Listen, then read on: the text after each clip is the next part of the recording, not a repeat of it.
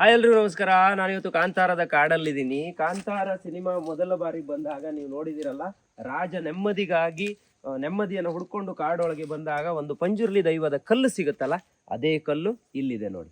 So ಈ ಕಲ್ಲು ನೀವು ನೋಡಿದ್ರೆ ಶಿವಲಿಂಗದ ಆಕೃತಿಯಲ್ಲಿದೆ, ಜೊತೆಗೆ ಅದರ ಮೇಲ್ಭಾಗದಲ್ಲಿ ತ್ರಿಶೂಲದ ಅಚ್ಚಿದೆ. ನೀವು ಸಿನಿಮಾದಲ್ಲಿ ಅಬ್ಸರ್ವ್ ಮಾಡಿರ್ಬೋದು, ಅದೇ ಕಲ್ಲು ಇದು. ಈ ದೈವವನ್ನು ನನ್ನ ಮಡಿಲಿಗೆ ಹಾಕಿ ನಿಮಗೆ ಎಂತ ಬೇಕು ಕೇಳಿ ಕೊಡ್ತೇನೆ. ಈ ಭಾಗವನ್ನ ಸರಿಯಾಗಿ ಅಬ್ಸರ್ವ್ ಮಾಡಿದ್ರೆ ಇಲ್ಲಿ ಒಂದಿಷ್ಟು ಸ್ಪೇಸ್ ಇದೆ, ಜಾಗ ಇದೆ, ಸುತ್ತಲೂ ದೊಡ್ಡ ದೊಡ್ಡ ಮರಗಳಿದೆ.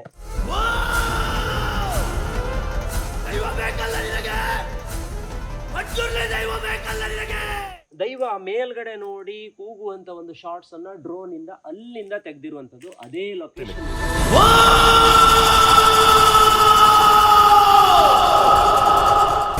ಯಾರಾದ್ರೂ ಇದನ್ನ ಎಲ್ಲಿ ತೆಗೆದಿದ್ದು ಅಂತ ಕೇಳೋದಾದ್ರೆ ಈ ಭಾಗದಲ್ಲಿ ಅಂತ ಹೇಳ್ಬಹುದು. ಇದು ಕೆರಾಡಿಯಿಂದ ಸ್ವಲ್ಪ ಮುಂದೆ ತೆಗೆದಿರುವಂತದ್ದು. ರಾಜ ಬರುವಂತಹ ಮಾರ್ಗ ಅಂದ್ರೆ ಕುದುರೆ ಏರಿ ಬರುವಂತಹ ಮಾರ್ಗ ಇದು. ಕಾಡಿನ ಮಧ್ಯದಲ್ಲಿ ಹೋಗುವಾಗ ಅವನಿಗೆ ಗಗ್ಗರದ ಶಬ್ದವೊಂದು ಕೇಳ್ತದೆ.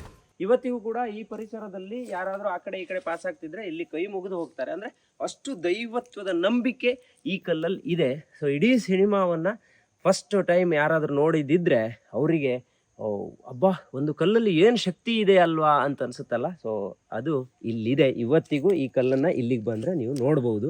ಯಾರು ಕೂಡ ಎತ್ತಿಲ್ಲ, ಅದೇ ತರ ಮುಂಚೆ ಹೆಂಗಿತ್ತು ಹಂಗೆ ಇದೆ.